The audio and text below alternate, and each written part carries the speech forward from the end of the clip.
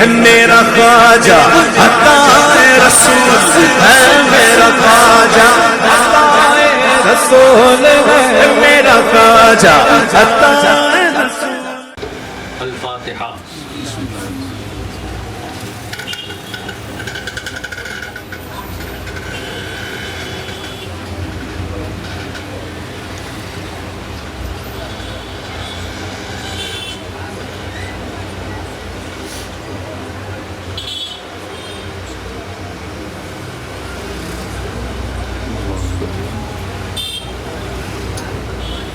سرورہ شاہ کریمہ دستگیرہ اشرفہ، حرمت روح پیمبر، یک نظر کن سوئے ماں، یک نظر کن سوئے ماں، یک نظر کن سوئے ماں۔ بگرداب بلا افتادہ کشتی، ضعیفان شکستہ رات تو پشتی، بحق خواجہ عثمان ہرونی، مدد کن مدد کن مدد کن یا معین الدین چشتی۔ غوث اعظم بمن بے سرو ساما مدد، قبلہ دی مدد، کعبہ ایمان مدد۔ ان اللہ و ملائکتہ یصلون علی النبی یا ایھا الذین آمنوا صلوا علیہ وسلموا تسلیما۔ اللہم صل وسلم وبارک علی سیدنا محمد وعلی آل سیدنا محمد کما تحب وترضى بأن تصلی علیہ۔ سبحان ربک رب العزة عما یصفون وسلام علی المرسلین والحمد للہ رب العالمین۔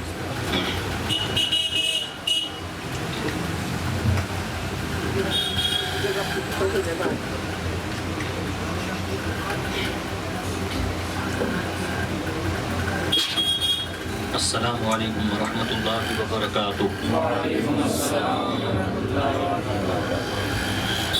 الحمد للہ رب العالمین والصلاة والسلام علی سید الانبیاء والمرسلین،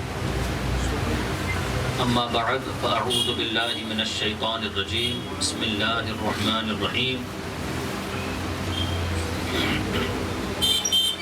الذین آمنوا وکانوا یتقون، صدق اللہ العظیم وصدق رسولہ النبی الامین الکریم، ونحن على ذلك لمن الشاهدين والشاكرين والحمد لله رب العالمين۔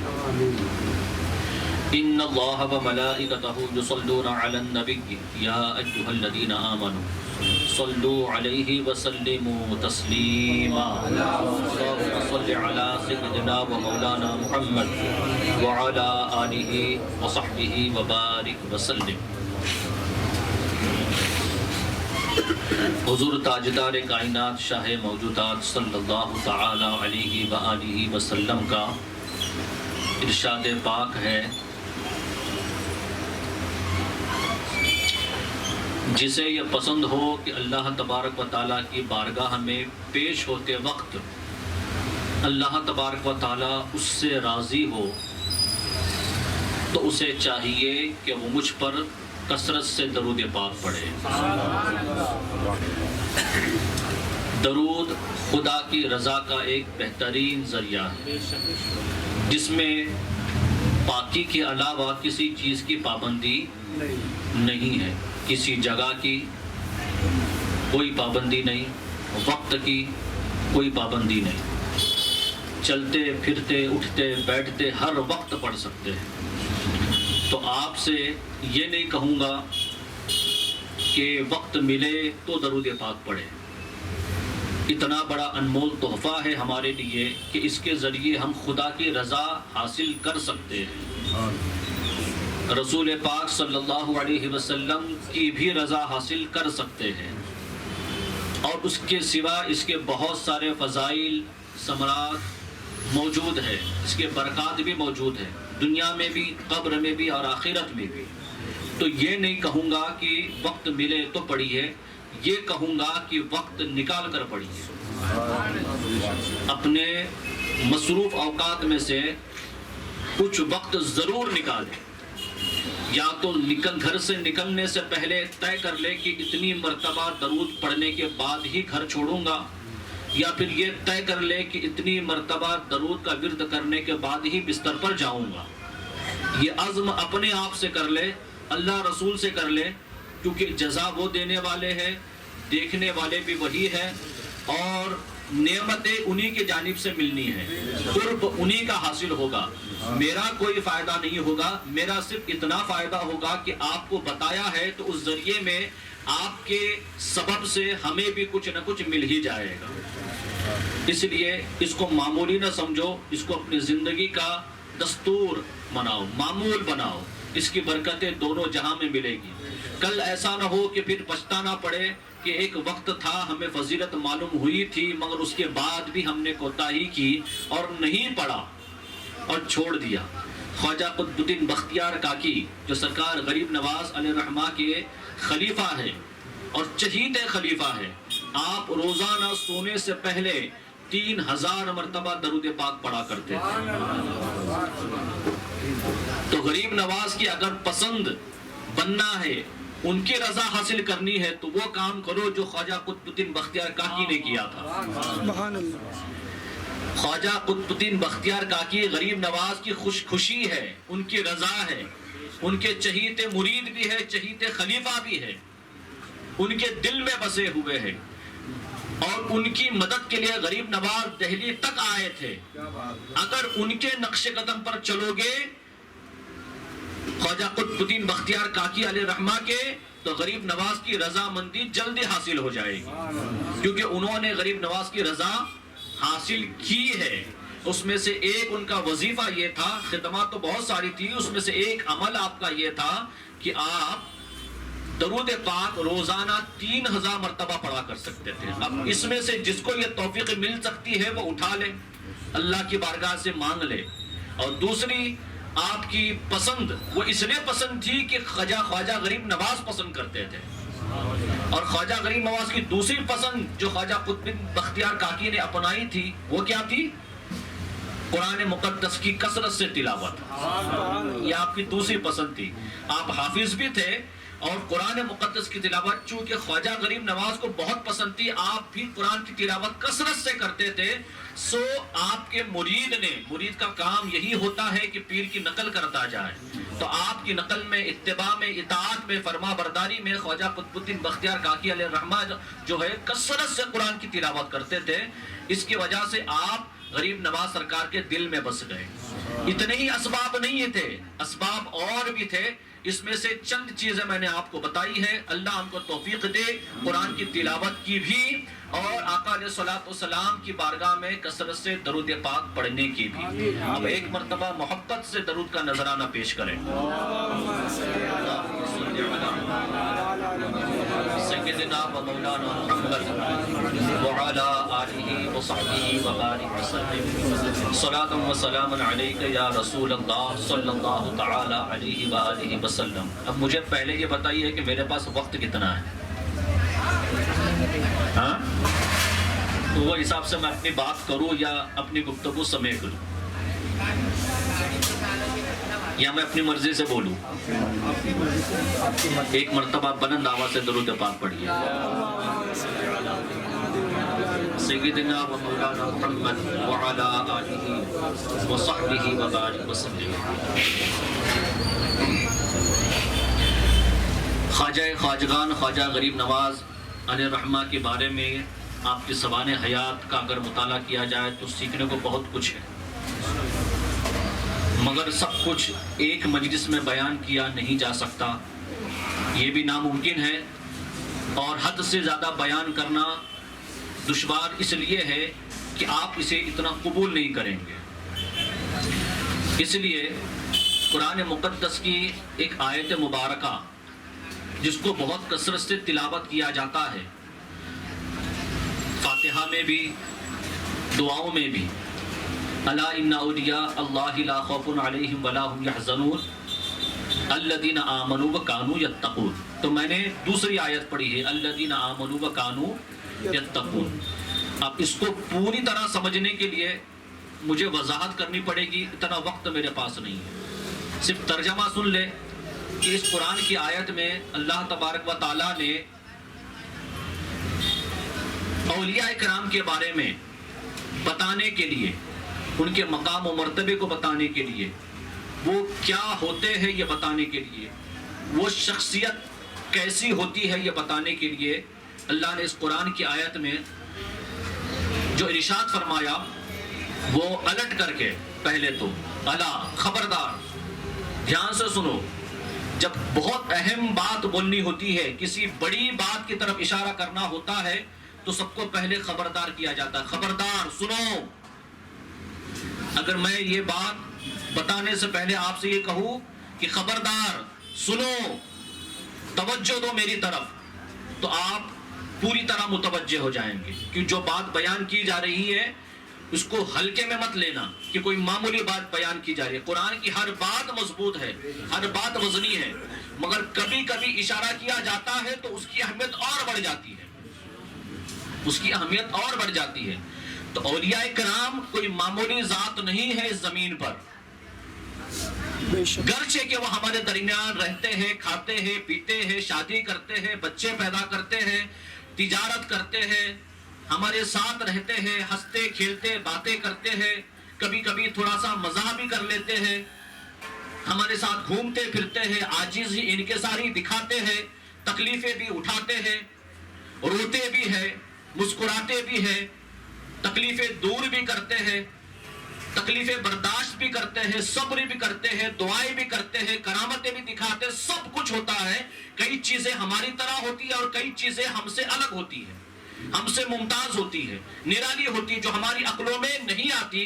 ایسی چیزوں کو دیکھ کر کے ہم اسے کرامت کا نام دیتے ہیں، کشف کا نام دیتے ہیں، کرامت کا یا کشف کا نام دیا جاتا ہے، مگر اکثر چیزیں ان کی ہماری طرح نظر آتی ہے، مگر اس سے دھوکہ نہ کھانا، یہ تمہاری طرح نہیں ہے۔ تو جب اللہ تبارک و تعالیٰ اپنے ولیوں کے بارے میں یہ بتانے سے پہلے خبردار کرتا ہے کہ سنو، جو تمہارے درمیان میں رہتے ہیں، تمہاری طرح کھاتے پیتے ہیں، ان کے بارے میں بتا رہا ہوں کہ خبردار دھیان سے سنو، یہ بھی تمہاری طرح نہیں ہے، تم ڈرتے ہو یہ ڈرتے نہیں، تمہیں غم ہوتا ہے انہیں غم نہیں ہوتا،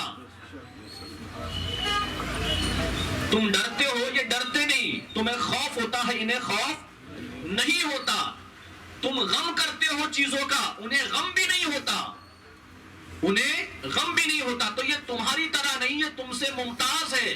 اور یہ جو دو خصوصیتیں ان کے اندر اللہ تبارک و تعالیٰ نے داخل فرمائی ہے، یہ کوئی عام نہیں ہے، یہ بہت خاص خصوصیت ہے، خاص چیزیں ہیں، خصوصی چیزیں ہیں، عام چیزیں نہیں ہیں، بڑی نعمتیں ہیں۔ اگر یہ دو نعمتیں مل جائے، اگر یہ معمولی نعمت ہوتی تو اتنا خبردار کر کے بیان نہیں کیا جاتا۔ ہم ان دو چیزوں کو سمجھ نہیں پائے، آج سارا ہندوستان ڈر رہا ہے۔ سچی بات ہے کہ جھوٹ بات ہے؟ غریب نواز ہوتے تو نہیں ڈرتے۔ آپ کو تاریخ یاد دلاؤں، جب سرکار غریب نواز ہندوستان تشریف لائے تھے اور آپ کے ساتھ آپ کے 40 مرید اور خلفاء جو بھی تھے، آپ کے چاہنے والے ماننے والے، آپ صرف 40-41 لوگ تھے، ایک پیر 40 مرید ہندوستان کی زمین پر آئے، کتنے تھے؟ صرف 40 مرید، 41 لوگ تھے، اور ہندوستان میں کتنے لوگ رہے ہوں گے؟ کسی سے نہیں گھبرائے، کیونکہ ان کے دلوں میں خوف خدا تھا اور کسی کا خوف نہیں تھا۔ انہی کے بارے میں قرآن کہتا ہے الا ان اولیاء اللہ لا خوف علیہم، یہ ڈرتے نہیں ہیں۔ اور اس کی عملی تصویر ولی پیش کرتا ہے، ہم تو صرف تفسیر پیش کریں گے، شرح کریں گے، معنی پیش کریں گے اور اسے خلاصہ کر کے سمجھائیں گے کہ اللہ والوں کے سینوں میں ڈر نہیں ہوتا، مگر عملی تصویر یہ خود پیش کرتے ہیں۔ قرآن میں تو موجود ہے، دکھایا غریب نواز نے کہ کیسے ڈر نہیں ہوتا اور کیوں نہیں ہوتا، یہ ڈر کیوں نہیں ہوتا، یہ بات سیکھنے کی۔ اب آگے قرآن بیان کرتا ہے، کیوں پتا ہے؟ الذین آمنوا وکانوا یتقون، پوری زندگی غریب نواز یہی سکھاتے رہے، سارے اولیاء کرام اسی کا درس دیتے رہے، ان کے سارے خطابات اسی پر مبنی تھے۔ یہ معمولی نعمتیں نہیں جو ان کے پاس ہے، تو کیا ہے وہ الذین آمنوا وکانوا یتقون، جن لوگوں کے پاس ڈر نہیں ہوتا، یہ غم نہیں ہوتا، خوف نہیں کھاتے، غم نہیں کرتے یہ اللہ والے، تو کیوں؟ یہ کون لوگ ہوتے ہیں؟ تو قرآن کہتا ہے یہ وہ لوگ جو ایمان لاتے ہیں اور تقوی اختیار کرتے ہیں۔ تو جو ایمان لاتا ہے اور جو تقوی اختیار کرتا ہے وہ بے خوف ہو جاتا ہے۔ اب آپ کہیں گے ایسے کیسے، ہم بھی تو ایمان لائے۔ بس یہی تو اپنا محاسبہ کرنا ہے۔ آپ اپنے بارے میں تو سوچو کہ ہمارا ایمان کیسا ہے، مگر اگر ایمان دیکھنا ہے تو خواجہ غریب نواز کا دیکھو۔ انہوں نے عملی تصویر پیش کی ہے، صرف سمجھایا نہیں، یہ پریکٹیکل بتایا ہے کہ جب ایمان لاؤ تو پھر کسی چیز سے مت ڈرو سوائے خدا کے، پھر کسی چیز سے مت ڈرو۔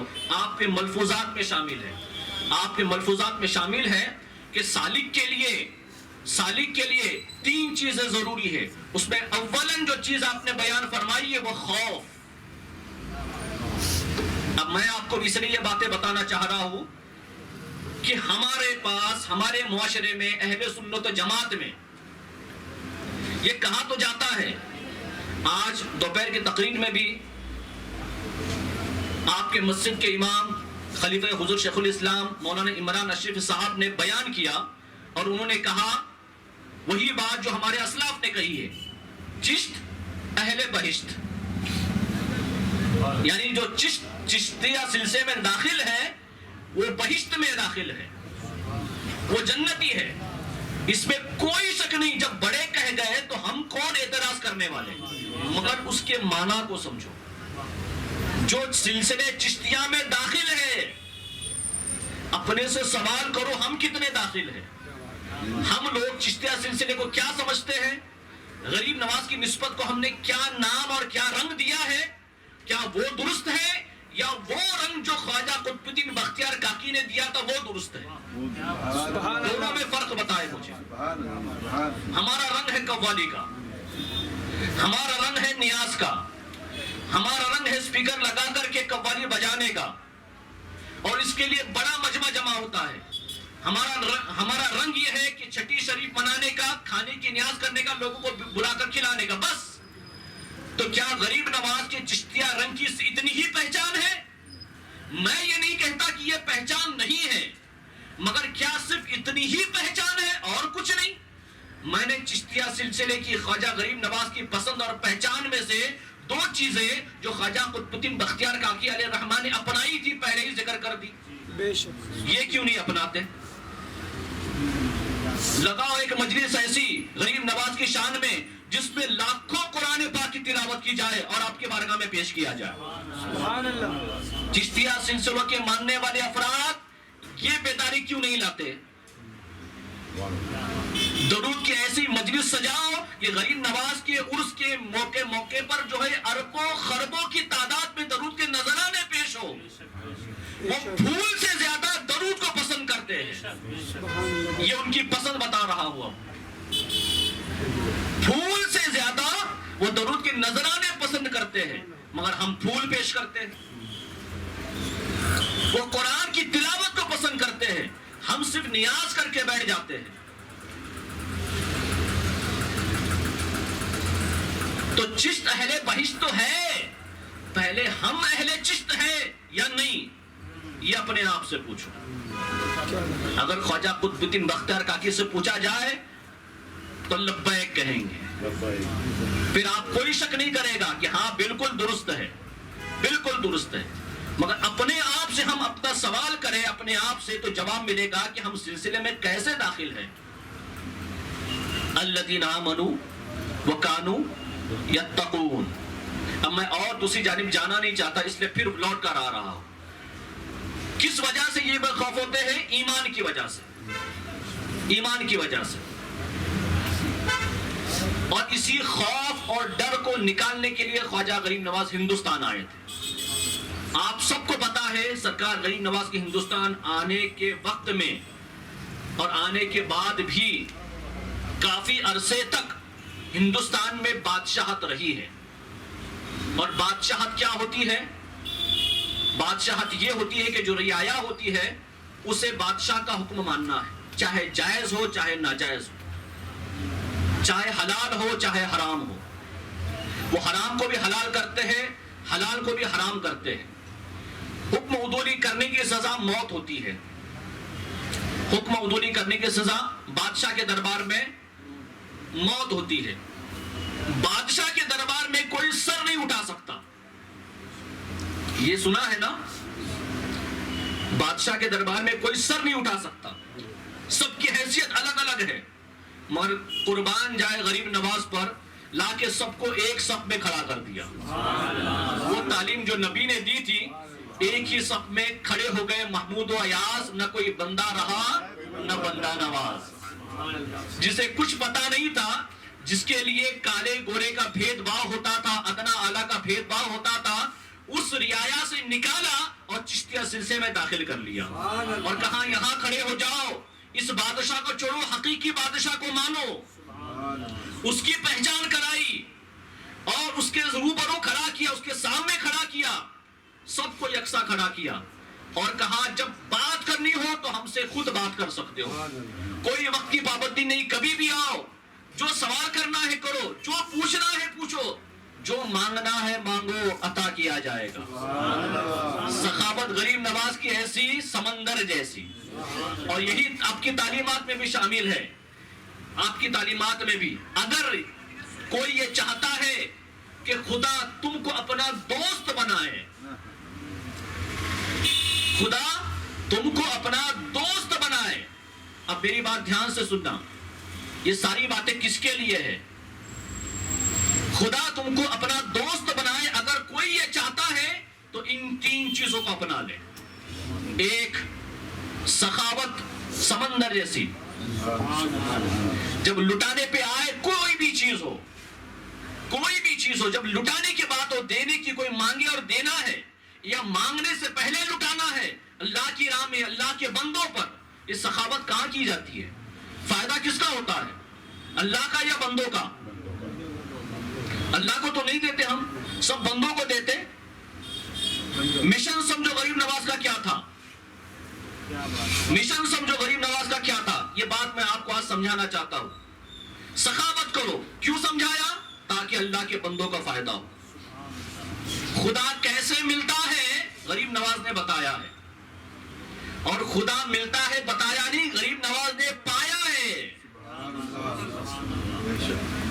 جب اپنے پیر و مرشد کے ساتھ آپ حج کے لیے گئے اور آپ کے پیر و مرشد نے دعا کی، ملتزم کے پاس ہاتھ اٹھا کر کے دعا فرمائی کہ مولا معین الدین کو لایا ہوں، تو اسے قبول فرما لے. آواز آئی عثمان ہارونی، ہم نے تمہارے مرید کو، معین الدین کو قبول کر لیا، اس کو اپنا دوست بنا لیا.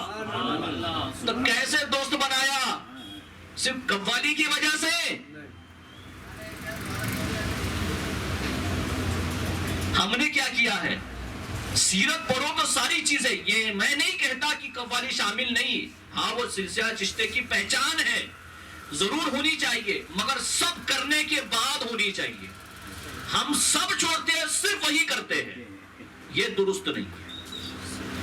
اگر کوئی یہ کہے نا کہ یہ جملہ غلط ہے، اگر یہ کہے کوئی کہ یہ غلط جملہ ہے، تو اس سے پوچھو پھر صحیح جملہ کیا ہے. قوالی، صرف قوالی درست نہیں ہے، سب کرنے کے بعد پھر قوالی درست ہے. سب چھوڑ کر کے اگر آپ صرف یہ کرتے ہو تو پھر غریب نواز اس سے راضی نہیں ہونے والے. اگر ایسا کوئی کہتا کہ نہیں ایسے ہو جائیں گے تو بتاؤ کوئی ایک ان کی پوری چاہنے والوں کی فہرست میں نہیں. تو سخاوت کیسی؟ سمندر جیسی. شفقت کیسی؟ سورج کے جیسی. سورج بھید بھاؤ نہیں کرتا، اپنا پرایا نہیں دیکھتا. شفقت سب پر، روشنی سب پر بکھیرتا ہے.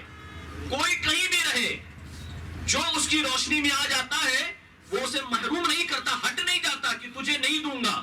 کوئی بھی ہو، اپنا ہو غیر ہو. غریب نواز نے سب کو اپنا سمجھا. مگر بتاؤ ایمان سے ہم نے بانٹا کہ نہیں؟ غیروں کو تو غیروں کو کاٹا ہے ہم نے، اپنوں کو بھی کاٹا ہے.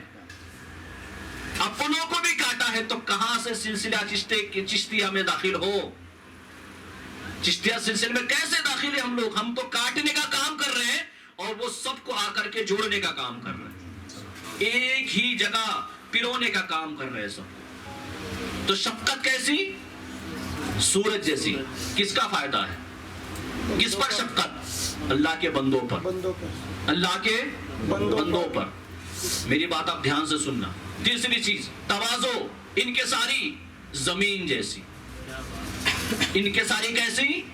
زمین کے اوپر کوئی بھی چلے، کوئی اکڑ کر چلے، کوئی عاجزی سے چلے، کوئی زمین پر پیر مار کر چلے، زمین میں گڑا کرے، کچھ بھی کرے، زمین کچھ نہیں کرتی، اتنی جھکی ہوئی ہے۔ ان کے ساری اس کی اتنی ہے، کچھ نہیں کرتی، کوئی جواب نہیں دیتی کہ تو کون ہے میرے اوپر چلنے والا۔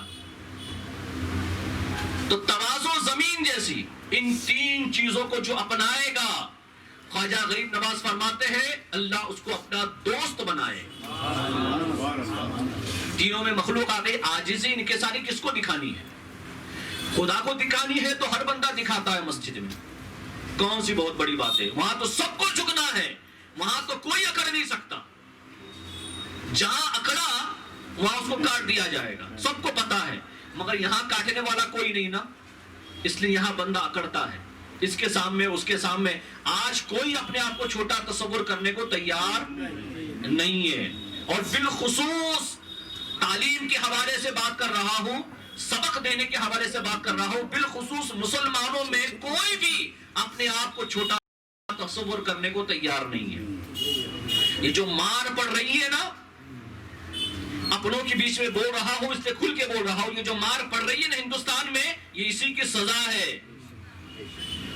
میں آپ کو ایک مثال دوں سمجھنے کے لیے، عام مثالیں تو بہت ساری ہیں، آپ جانتے ہیں کہ اگر تھوڑی سی ٹکر ہو جائے گاڑی کی تو بس پھر دیکھو، اب بڑا ہو بوڑھا ہو، باپ کی عمر کا ہو دادا کی عمر کا ہو، کوئی نہیں دیکھتا، چھوٹا سا بچہ بھی ہو تو کیا چاچا، مولوی ہو، مذہبی شخصیت ہو، تبھی کیا مولانا، یہ انداز ہوتا ہے نا۔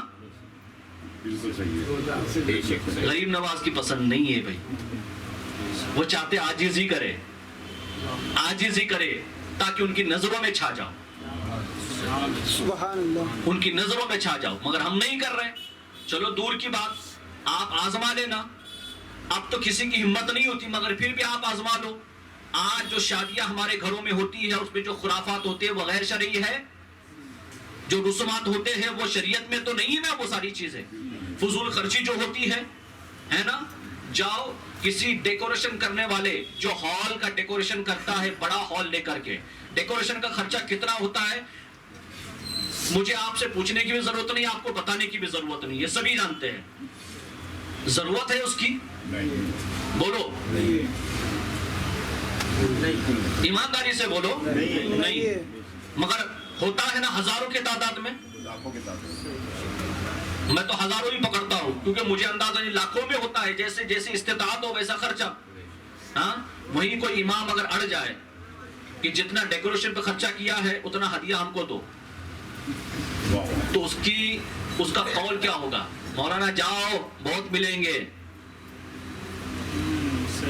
یہ تیری انا نے مارا ہے، تجھے سمجھانے آیا ہے، وہ اسے پیسہ نہیں چاہیے، پر جو فضول خرچی یہاں کی ہے نا، اس کے بجائے سخاوت کر، جو غریب نواز کہتے ہیں، سخاوت کر۔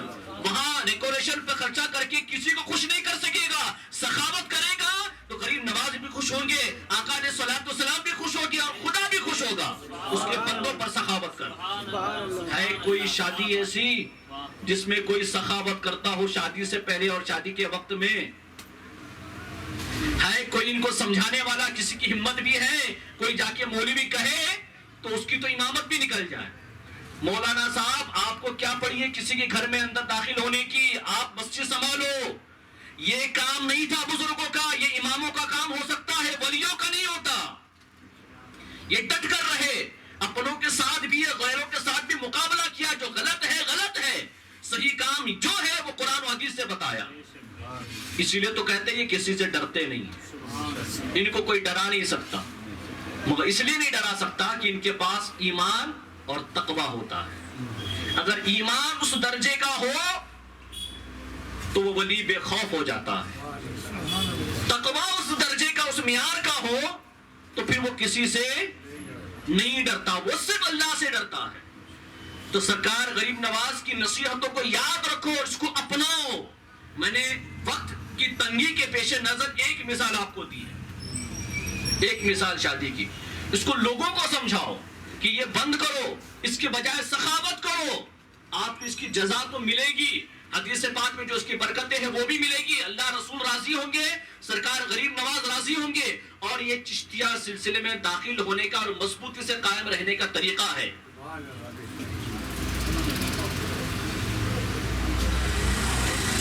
اس کے سوا جو خرافات ہوتے ہیں، اب اس کا تذکرہ مقصود اس وقت نہیں ہے. اس وقت جو بات سمجھانی ہے کہ وہ ایمان اور تقوی، یہ دو علامتیں، جو دو نعمتیں ان کے پاس ہوتی ہیں. ہم کسی بھی بزرگ کے آستانے پر جب جاتے ہیں تو کیا یہ دو چیزیں مانگتے ہیں؟ کوئی بھی نہیں مانگتا. بہت چند لوگ ایسے ہوں گے اللہ والے جو کسی کونے میں بیٹھے ہوں گے اور کہتے ہوں گے کچھ نہیں چاہیے خواجہ، بس یہ دو چیزیں جو آپ کو ملی ہے وہ عطا کر دو. جس نور سے آپ کا سینہ منور ہے وہ نور ہمارے سینوں میں منتقل کر دو. ایسے کسی گوشے میں بیٹھے ہوئے چند لوگ ہوں گے، ورنہ جو مانگتا ہے ان کے پاس دنیا مانگتا ہے. یہ جو دو نعمتیں اگر ہوتی نا تو آج ہندوستان میں یہ خوف کا ماحول نہیں ہوتا. میں نے آپ کو مثال دی ہے، 40-41 لوگ تھے، 41 لوگ تھے. اور یاد رکھو آج بھی خواجہ غریب نواز کی چھتر چھایا میں آؤ، چشتیہ سلسلے کا دامن مضبوطی سے پکڑو، ان تین چیزوں کو اپناؤ. اللہ کے دوست بنو گے، خواجہ کے محبوب بنو گے، اور اس کے بعد پھر غریب نواز کہیں گے اب بیٹھ جاؤ تو کوئی اٹھا نہیں پائے گا. جب ان کو بٹھایا تو اٹھا نہیں پائے تو ہم کو کون اٹھا پائے گا؟ مگر شرط یہ ہے کہ ان کی زبان سے نکلے. اور ان کی زبان سے ایسے ہی کیسے نکلے گا؟ کیونکہ آپ نے ان کو بادشاہ مانا ہی نہیں ہے.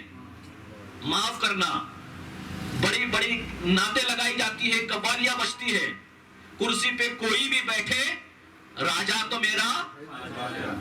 آپ نے مانا ہے کبھی ان کو راجا؟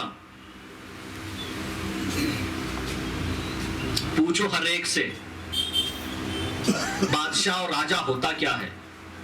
اس کی حکم عدولی نہیں کی جاتی، اس کی نافرمانی نہیں کی جاتی، اس کی بے ادبی نہیں کی جاتی. اگر آپ نے غریب نواز کو راجا اور مہاراجا اور بادشاہ مانا ہے تو ان کے ماننے والوں کو چاہیے کہ پھر وہ جو کہتے ہیں ویسی زندگی گزارے.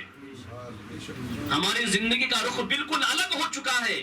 جو اسلام، جو ایمان غریب نواز لے کر آئے تھے اور جس کی بدولت اسلام تیزی سے پھیلا ہندوستان میں، اس میں آپ کی کرامتوں کا حصہ بہت کم ہے. یہ ایک حقیقت ہے. کرامت کتنی مشہور ہے آپ کی؟ 2 4 5 10 15. مسلمان کتنے ہوئے؟ 90 لاکھ سے زیادہ. ان 90 لاکھ لوگوں نے کیا دیکھا؟ تو پوری زندگی ہر دن آپ کا کردار دیکھتے رہے، آپ کے اخلاق دیکھتے رہے. وہ ہمارے پاس کہاں آیا؟ کرامتیں آج بھی ہم بیان کرتے ہیں، اخلاق و کردار کہاں بیان کیا جاتا ہے؟ آپ نے تعلیم دی، لوگوں کو بٹھایا، درس دیا، انبیاء کرام علیہ السلام کے واقعات سنائے، قرآن سنایا، حدیث کا درس دیا، حدیثیں سنائی. کتابوں میں لکھا ہے کہ سرکار غریب نواز جب حدیث پڑھتے آنکھوں سے اشک جاری ہو جاتے. اتنی محبت تھی آقا علیہ الصلوۃ والسلام سے. اب سارے ملفوظات کا ذکر میں کر نہیں سکتا. الغرض یہ کہ سرکار غریب نواز فرماتے ہیں آقا علیہ الصلوۃ والسلام کی محبت میں کہ آقا علیہ الصلوۃ والسلام کی اتباع کرو، ان کی نافرمانی نہ کرو. اور اگر تم نے رسول پاک صلی اللہ علیہ وسلم کی نافرمانی کر لی تو قیامت کے دن نبی پاک صلی اللہ علیہ وسلم کو منہ کیسے دکھاؤ گے؟ اور جب انہی کو منہ نہیں دکھا سکو گے تو جاؤ گے کس کے پاس؟ پھر سہارا کون ہے؟ ایک واحد سہارا ہے. اگر اسے بھی ناراض کر لیا تو دنیا اور آخرت دونوں تباہ ہو جائے. اس امت کے لوگ آقا علیہ الصلوۃ والسلام کی آنکھوں کو ٹھنڈک نہیں پہنچا پا رہے ہیں. اب رضا تو دور کی بات رہ گئی. آنکھوں کو ٹھنڈک پہنچانے کا عمل تو صرف نماز میں ہے. اور یہ بات اس لیے نہیں کر رہا ہوں کہ صرف نماز کی تاکید کروں، میں تو کل دین کی تاکید کر رہا ہوں، پورے اسلام کی تاکید کر رہا ہوں۔ یہ تو ایک عمل ہے جس پر مسلمان آگے بڑھ نہیں پایا۔ پرسنٹیج وائز اندازہ لگاؤ 100% میں سے کتنے پرسنٹیج لوگ نماز پڑھتے ہیں، پتا ہے؟ پوری دنیا میں پرسنٹیج کا اگر حساب لگاؤ تو کتنے لوگ نماز پڑھتے ہیں؟ ہاں؟ نہیں، 5 سے 10% بھی نہیں ہوگی۔ اتنی بڑی امت میں کوئی نبی کی آنکھوں کو ٹھنڈک پہنچانے کے لیے بھی تیار نہیں ہے، اور پھر کہتا ہے کہ میں خواجہ غریب نواز کا غلام ہوں۔ سبھی کہتے ہیں، سبھی پر احسان ہے۔ اب سارا دین تو الگ رہ گیا جو سرکار غریب نواز لے کر آئے تھے۔ ایک بات اور نقطے کی سمجھ لو، اللہ اپنے بندوں سے محبت کرتا ہے، اور ساری تعلیمات میں آپ دیکھ رہے سرکار غریب نواز خدمت خلق کی طرف مائل کر رہے سب کو۔ جو بھی کرنا ہے بندوں کے لیے، بندوں کے لیے۔ آپ آئے کس کے لیے؟ بندوں کے لیے، مسلمانوں کے لیے نہیں آئے، اللہ کے بندوں کے لیے آئے۔ ایک تصور لیا تھا، ہم نے اس کو تنگ کر دیا، اور تنگ کرتے کرتے کرے پہلے غیروں کو نکالا، اب اپنے بچے، پھر اپنوں میں سے کچھ نکالے، اب اور کچھ بچے، اب اس میں سے بھی سلسلے میں سے اور کچھ نکالے، اب کیا بچے گا؟ ایک وسیع تصور لے کر آئے تھے وہ، ایک وسیع تصور، سارے بندے اللہ کے ہیں، یہ اللہ کا کنبہ ہے، یہ سب اللہ کا، جتنے بندے اللہ کی مخلوق ہے نا، یہ اللہ کا کنبہ ہے، کنبہ عیال ہے۔ تو سب کو ایک نظر سے دیکھنا ہے۔ مسلمانوں کے لیے غریب نواز نہیں آئے تھے، اللہ کے بندوں کے لیے آئے تھے۔ اللہ اپنے بندوں سے کتنی محبت کرتا ہے کہ اس نے اپنے بندوں کی ہدایت کے لیے 1,24,000 کم و بیش انبیاء و رسول بھیجے۔ کتنے؟ کس کے لیے؟ خدا کو ضرورت تھی یا بندوں کو ضرورت تھی؟ بندوں کو ضرورت تھی، انتظام اس نے کیا۔ انبیاء نے تکلیفیں برداشت کی، کس کے لیے؟ خدا کے لیے یا بندوں کے لیے؟ وہ تو خدا کو پا چکے تھے۔ تکلیف کس کے لیے؟ وہ تو خدا سے کلام کرتے تھے، وہی اترتی تھی ان پر۔ انبیاء و رسول کا تو ڈائریکٹ رابطہ تھا، جوڑنا کس کو تھا؟ بندوں کو۔ کس کو؟ کس سے جوڑنا تھا؟ خدا سے جوڑنا تھا، اللہ سے جوڑنا تھا۔ یہ محنت کرتے رہے۔ ان کے بعد جب نبوت کا سلسلہ آقا علیہ الصلوۃ والسلام پر ختم ہوا تو اس ذمہ داری کو اولیاء کرام نے سنبھالا، اللہ والوں نے سنبھالا، ٹھیک ہے؟ اب یہ بھی اپنا شہر، اپنا ملک چھوڑ کر کے پوری دنیا میں بکھر گئے۔ کس کے لیے؟ اللہ کے بندوں کے لیے۔ یہ انتظام کس کی طرف سے ہے؟ اللہ کی طرف سے۔ سوچو تو صحیح، اللہ اپنے بندوں کو کتنا چاہتا ہے۔ وہ چاہتا یہ ہے کہ میرا بندہ میرے پاس آ جائے، کسی بھی بہانے سے آئے۔ اس لیے اتنے انتظامات کیے ہیں، اور ایک بندہ ہے کہ اس کو پہچانتا ہی نہیں۔ اسی کے پہچان کا نام معرفت تھا، عرفان تھا، اور اسی کی پہچان کرانے کے لیے 1,24,000 کم و بیش انبیاء و رسول بھی آئے، اور یہ اولیاء کرام بھی اسی خدا کی پہچان کرانے کے لیے آتے رہے۔ اس عبدالسبحان شاہ سرکار، خواجہ حسام الدین زنجانی سرکار، قمر علی درویش رحمہ اللہ، جتنے اولیاء کرام بیٹھے ہیں یہ یہاں کے ہیں؟ نہیں، سب باہر سے آئے۔ کس کے لیے؟ اللہ کے بندوں کے لیے۔ یہ تصور تھا، یہ تصور تھا۔ تو بندوں کی خیر خواہی، آپ کے چشتیہ سلسلے میں جو سبق ہے وہ اسی چیز کا ہے کہ بندوں کی خیر خواہی، سخاوت بندوں پر، کھلانا پلانا بندوں کے لیے، عاجزی ان کے ساری بندوں کے ساتھ۔ اس سے تو سب کرتے ہیں، بندوں سے کہا کرتے ہیں، بندوں کے ساتھ۔ شفقت بندوں پر، اللہ کو تھوڑی شفقت کی ضرورت ہے، بندوں کے لیے۔ پورے سلسلے میں یہی چیز ہے۔ ایک بات یاد آئی، خواجہ نظام الدین اولیاء علیہ الرحمٰن نے اس کو بیان کیا، محبوب الہی سرکار نے فرماتے ہیں کہ ایک حدیث میں ہے کہ آقا علیہ الصلوۃ والسلام جب معراج سے واپس آئے نا، معراج سے جب واپس آئے تو اس وقت آقا علیہ الصلوۃ والسلام نے فرمایا کہ خدا نے مجھے فقر کا خرقہ پہنایا ہے. فقر کا یہ بڑی نعمت ہے. اس لیے ہر کوئی اپنے آپ کو فقیر کہتا تو ہے مگر ہوتا کوئی ایسا خواجہ والا ہے. کوئی خواجہ ہوتا ہے, کوئی قطب الدین بختیار کاکی ہوتا ہے جو فقیر بڑا مرتبہ ہے. تو فقیر کا فقر کا خرقہ پہنایا ہے اور فرمایا ہے تم سے سوال کرو. اب وہاں پر حضرت سیدنا صدیق اکبر تھے, حضرت عمر فاروق تھے, حضرت عثمان غنی تھے, حضرت علی کرم اللہ تعالی وجہہ الکریم رضی اللہ تعالی عنہم اجمعین سب تھے, چاروں خلفاء تھے. آقا علیہ الصلوۃ والسلام نے سوال کیا, اے ابو بکر اگر یہ خرقہ تمہیں پہنایا جائے تو کیا کرو گے؟ تو کہا صدق کروں گا. آپ سچے تو ہے, صادق تو ہے. کہا صدق کروں گا, صدق اختیار کروں گا. حضرت عمر فاروق سے پوچھا, اے عمر اگر یہ خرقہ تم کو دے دیا جائے تو تم کیا کرو گے؟ کہا عدل و انصاف کروں گا. اور وہ آپ نے کیا بھی ہے. سرکار عثمان ہانوری سے پوچھا, عثمان غنی رضی اللہ تعالیٰ عنہ سے پوچھا گیا تم کیا کرو گے اگر یہ خرقہ تم کو دیا جائے؟ خرقہ کہاں کا ہے؟ فقر کا خرقہ, خدا نے دیا ہے حبیب خدا صلی اللہ علیہ وسلم کو. اور آقا علیہ الصلوۃ والسلام خلفائے راشدین سے پوچھتے ہیں, بیان کرنے والے خواجہ نظام الدین اولیاء ہے, تم کو دیا جائے تو حضرت عثمان غنی رضی اللہ تعالیٰ عنہ فرماتے ہیں میں سخاوت کروں گا. کیا کروں گا؟ سخاوت کروں گا. حضرت علی سے پوچھا اگر تم کو دیا جائے تو تم کیا کرو گے؟ تو حضرت علی مولا علی مشکل کشا کرم اللہ تعالی وجہہ الکریم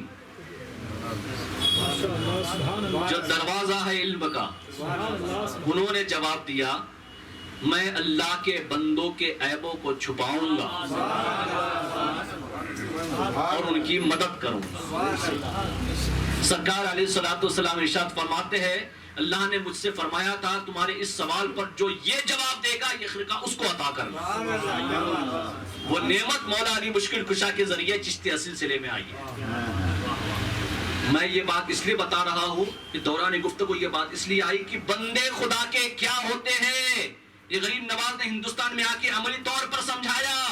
اس کو غیر مت سمجھو, یہ ہمارے رب کے بندے ہیں اور ان کے عیبوں کو چھپانا اتنی بڑی بات ہے خدا کے نظر میں, خدا کے بارگاہ میں.